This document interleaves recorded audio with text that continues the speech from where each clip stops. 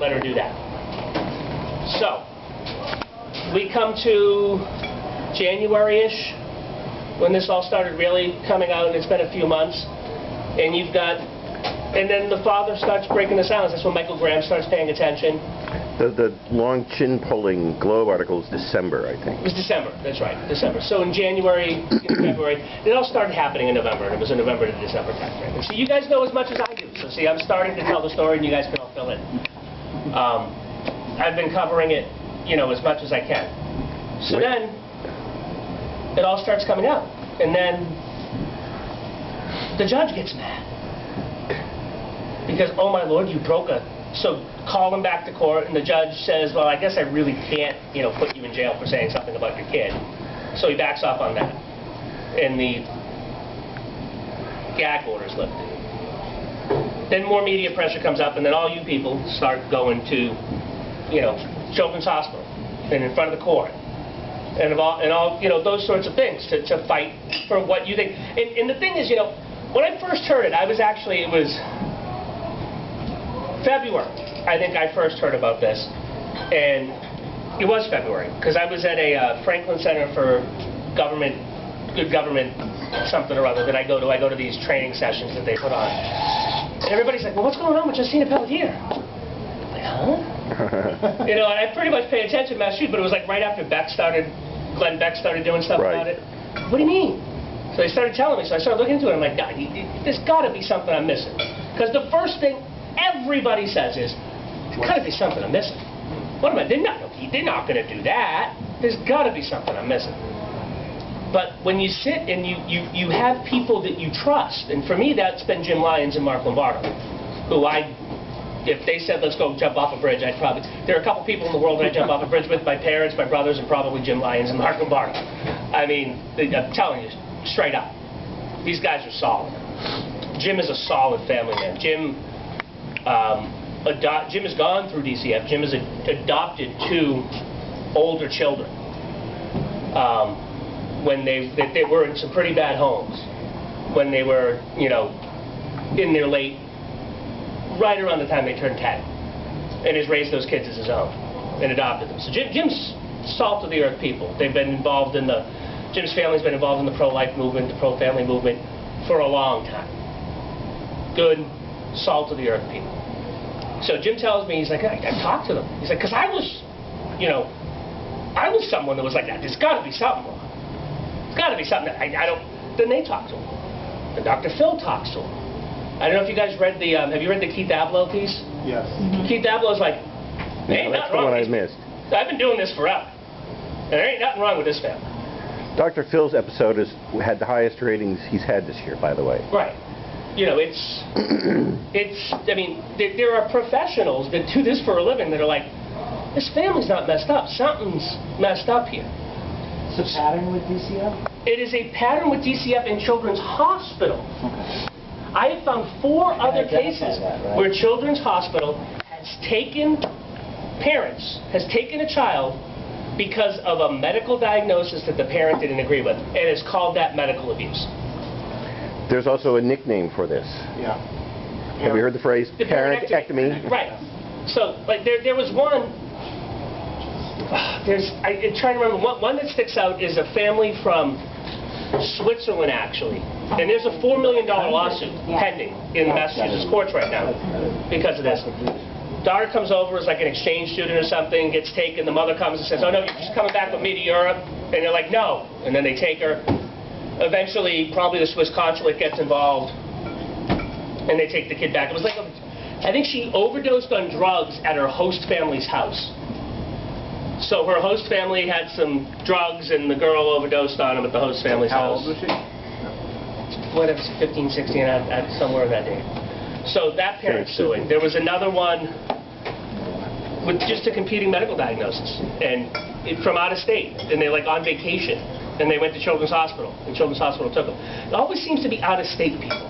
The Pelletiers have told me that there's a few in-state people, but predominantly seems to be people out of state.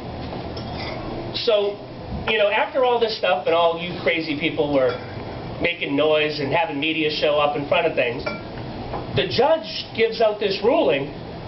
There's like, why won't Connecticut just take care of this for me so I don't have to. I keep asking them to and they won't. And on top of that, Lir Pelletier called somebody a Nazi. So we're going to keep her daughter. And they got mad when we took their daughter from them. Everybody would be mad if somebody took their kid from them. I mean, if that's the standard that you swore, oh, and another part of it was, he swore in front of Justina. If the standard for the Department of Children's and Family in Massachusetts was, a father swears in front of their kids, we would have to build orphanages the size of the Empire State Building to keep all the children. Boston Garden. I mean, seriously. Are you fucking kidding? No, that was in the article. No. Brad, you know I have custody of me. I have custody of my children. I just have no control. Exactly. But no, so the judge got on that. So then we come, and people put pressure on Deval Patrick, and they're like, oh, no, it's the courts. It's the courts. You're the one that brought the court case. My understanding is when there's two competing parties in the court case, if one of them drops it, right, the other one, gets kicked back. That's kind of, if DCF were to go and say, we made a mistake, we under new management, Olga Roche's supposedly gone, but still getting paid $138,000 for God knows how long. Must be nice. She's still going to get paid $138,000 for it. She's no longer in charge. We made a mistake. We're sorry we made a mistake. We've done an internal review. We understand we've made a mistake. Judge, please let them take their child back to be treated the way that they want to be treated by a reputable hospital. Deval Patrick can do that tomorrow, and I guarantee you the kid's back with her parents. Guarantee. I mean, because my understanding is that Justina's court-appointed attorney wants her to be reunited with her parents because she represents Justina, and Justina wants to be reunited with her parents. The Pelletier's attorney does. The Pelletier, actually, and then the judge won't let the Pelletiers, this is the great one, the judge won't let the Pelletiers change their attorney. Got to use the same attorney. What? I haven't heard that. Oh, yeah. Is this the guy from Institute of Justice? No, that's what they wanted. Oh, you're kidding. They wanted to keep the Massachusetts attorney. And the other attorneys actually, I think, really, it was almost like pro bono. Right. Well, Liberty Counsel and Liberty Counsel, yeah. Yeah, they won't let him take that attorney. What? So, Who is the attorney for the child? I'm not sure the person's name. Oh, actually, I do know. You'll love this. Which is amazing that the attorney for the child has actually said that Justine should go back. The attorney for the child is a radical left-wing activist that, gives to all these progressive groups and is open about it. I have a whole list of them and I can share it because Jim Lyons sent it to me, but in the, Interesting. Yeah, so. I seem to remember Lou said something.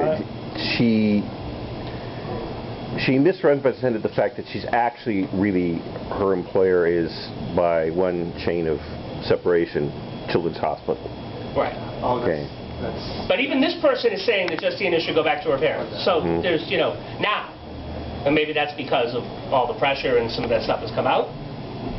So, that court case gets done.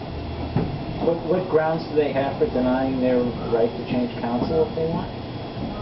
Judges win. He can order that? He has the power. He's a judge. It's Massachusetts. Yeah, I mean, while court is in session, judge can do Judge can do whatever the judge wants. So it's in session even when it's recessed, right? Yes.